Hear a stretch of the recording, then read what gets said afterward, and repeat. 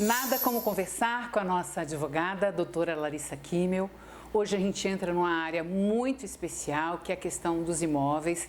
Já tivemos outras oportunidades falando sobre este tema e sim, a gente tem que proteger o nosso imóvel. Aliás, a gente tem que regularizar e este é o tema de hoje. Obrigada pela participação.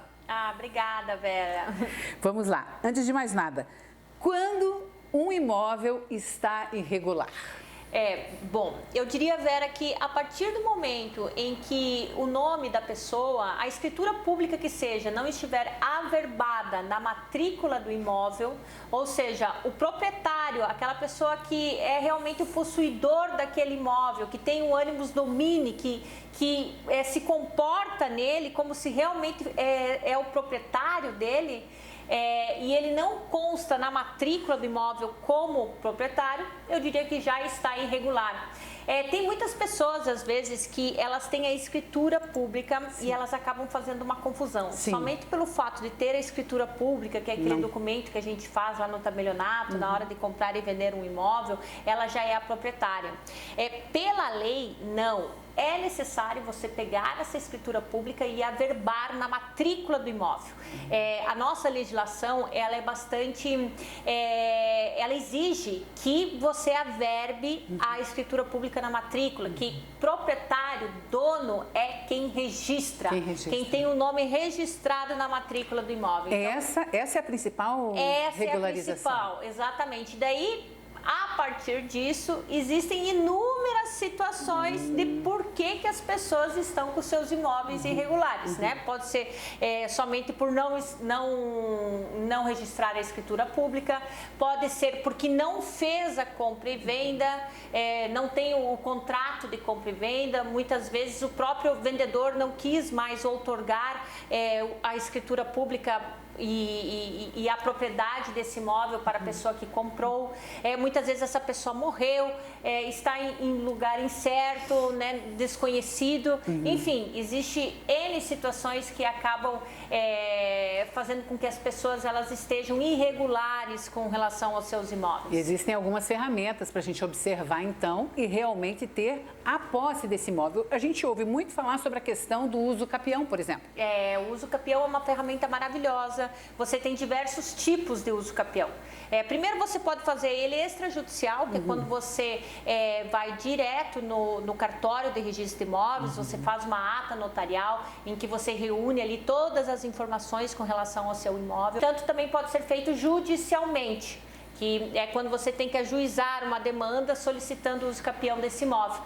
Tem também a questão do uso capião com relação ao tempo, quais que são os requisitos do uso capião. Eu diria que o primeiro deles está relacionado à posse, a pessoa, como eu disse, ela tem o animus domini, ou seja, ela se comporta como dono daquele imóvel.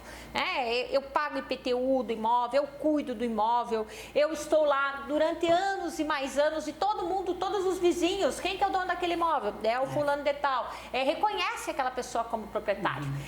E ela tem essa posse de forma mansa, de forma pacífica, ou seja, não se tem oposição, ninguém vai lá reivindicar o seu imóvel, não se tem ações judiciais, não se tem invasão. Então, é algo manso e pacífico com relação a isso. E para isso tem que ter um tempo médio, então. Exatamente. Aí tem os tipos de uso capião, que você vai para o extraordinário, que você tem um tempo de 15 anos, que é quando a pessoa ela não tem um contrato né, de compra e venda, pode reduzir a 10, dependendo de algumas circunstâncias legais, e também tem quando ela tem o contrato de compra e venda, que daí são 10 anos, podendo reduzir a 5. Bom, se você tem o contrato do imóvel, ele tem que estar registrado. E ele tem que estar incluso junto à questão do cartório. Na verdade, o contrato de compra e venda, ele pode estar averbado na matrícula do imóvel. Certo. É uma coisa que você colocou que as pessoas muitas vezes fazem para se garantir. Sim. E aí você pode entrar com uma ação de adjudicação compulsória, que também é uma outra ferramenta, né? Então, bacana a sua observação. Tem um contrato de compra e venda, o que eu posso fazer para que terceiros tomem conhecimento com relação a esse contrato? Registro na matrícula do imóvel. E na questão uso capião? até não só a questão do tempo, pagar então essas taxas, ter alguma conta provavelmente no nome, deve ser interessante, né? Mostrando também que a propriedade é sua, do seu domínio, da sua posse. E a questão financeira, como fica? É muito custoso esse processo, doutora? Eu diria que até você tem um certo custo com relação a isso, mas mais custoso ainda é você ter um imóvel irregular, né? Porque, querendo ou não, tem aí uma pesquisa que diz que 30% do seu imóvel acaba sendo comprometendo, né? Você perde valor dele, principalmente se você for vender ele. Verdade. E tirando o risco que você corre. Então, a partir do momento que o seu imóvel está irregular, está no nome de uma outra pessoa, essa outra pessoa ela pode vender o seu imóvel. Muito bem. Porque o proprietário registral da matrícula é a outra. Então, pela lei, é aquela outra pessoa. Você até pode ter uma expectativa de direito. Agora, você precisa fazer jus disso, né? Correr atrás dos seus direitos. E o direito não socorre quem dorme.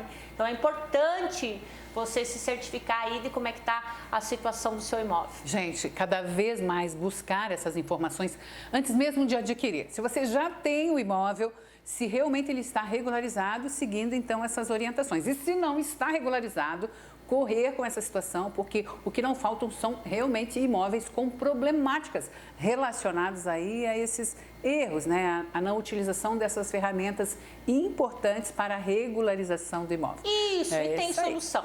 Isso, a doutora Larissa aqui, aí, tem solução. Esperando por você, né? Com dicas, com informações e, claro, com atitude que são necessárias para poder essa regularização acontecer. Obrigada por essas informações. Obrigada, Vera. Gente, sem dormir nesse negócio, hein? É verdade.